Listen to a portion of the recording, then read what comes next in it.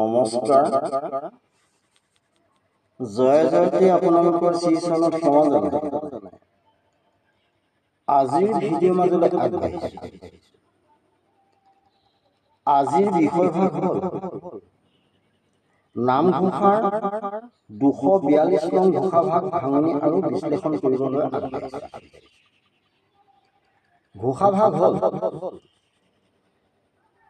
ৰাম কৃষ্ণ হৰি বোলা শুনা ভাই, অন্যায় নকৰ মনে, চৈধ্য সাহিখনে জমৰ দেৱান, দেহি উপহৰণে,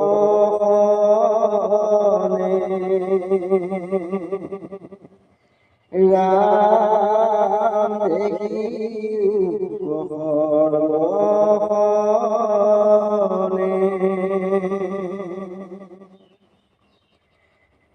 ৰাম কৃষ্ণ হৰি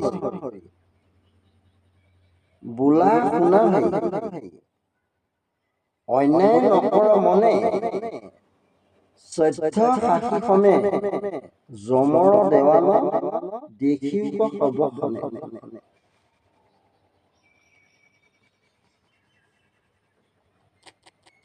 এই পদভাগৰ ভাঙনি ভাগ হ'ল, হে ভাই, মনৰে কাৰো অন্যায় চিন্তা নকৰি ৰাম কৃষ্ণ হৰি আদি নাম বোলা বা কীৰ্তন কৰা, শুনা বা শ্ৰৱণ কৰা, চৈধ্য সাখি আৰু যমৰ দেৱানৰ শব্দখনে লক্ষ্য কৰি থাকা। আকৌ কৈছো, হে ভাই, মনৰে কাৰো অন্যায় চিন্তা নকৰি ৰাম কৃষ্ণ হৰি আদি নাম বোলা বা কীৰ্তন কৰা, শুনা বা শ্ৰৱণ কৰা, চৈধ্য সাখি আৰু যমৰ দেৱানৰ সৰ্বখনে লক্ষ্য কৰি থাকা। ঘোষাভাগ বিশ্লেষণ কৰিব বিচাৰিছো। এই ঘোষাত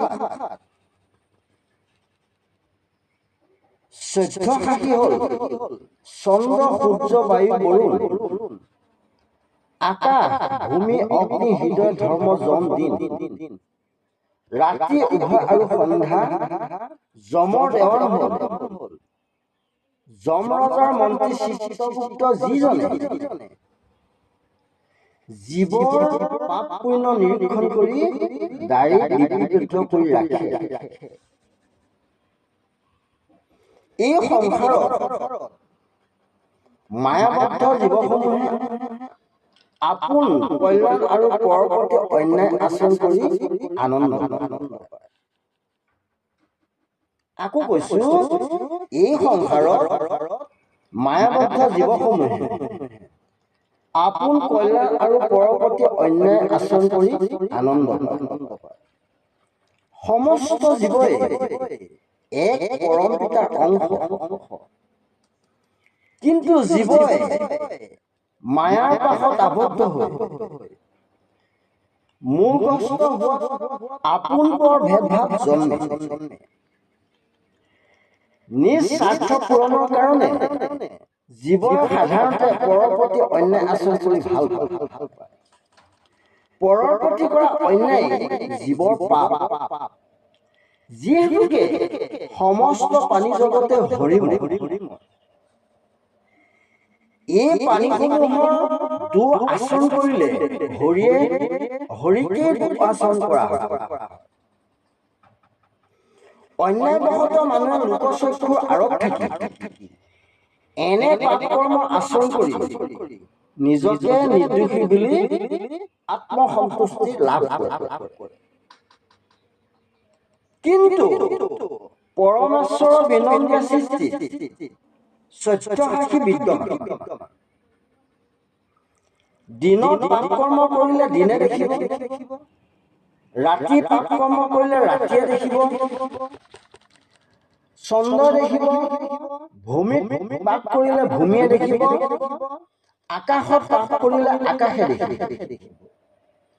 অগ্নি আদি দহু দিশে দেখিব, ইত্যাদি ইত্যাদি। মুঠতে কৰ্ম কৰিলেও 14 সাখি আয় কৰিব নোৱাৰে। তদুপৰি যমৰ দেৱান চিত্ৰগুপ্তই জীৱৰ এই সকলো পাপ পুণ্য সদায় ডায়েৰীত লিপিবদ্ধ কৰি আছে। গতিকে মানুহে বা জীৱই কাৰো অন্যায় কৰি এই সংসাৰত সাৰি যাব নোৱাৰে। কিন্তু জীৱই স্ব ইচ্ছাই তেনে অন্যায় কামৰ পৰা বিৰতও থাকিব নোৱাৰে। এই সকলো পাপৰ সংসাৰত একমাত্ৰ প্ৰভু ভগৱন্তৰ নাম শ্ৰৱণ কীৰ্তন কৰা। তেনে হৰিনাম সদায় যি লোকে শ্ৰৱণ কীৰ্তন কৰি থাকে, তেনে লোকসকলে সকলো পাপৰ পৰাই মুক্তি পায়, মনৰ পৰা অন্যায় বৃত্তিসমূহ আঁতৰি যায়। আজি ইমানতেই সামৰণি মাৰিছোঁ। ওম বিষ্ণু, ওম বিষ্ণু, ওম বিষ্ণু।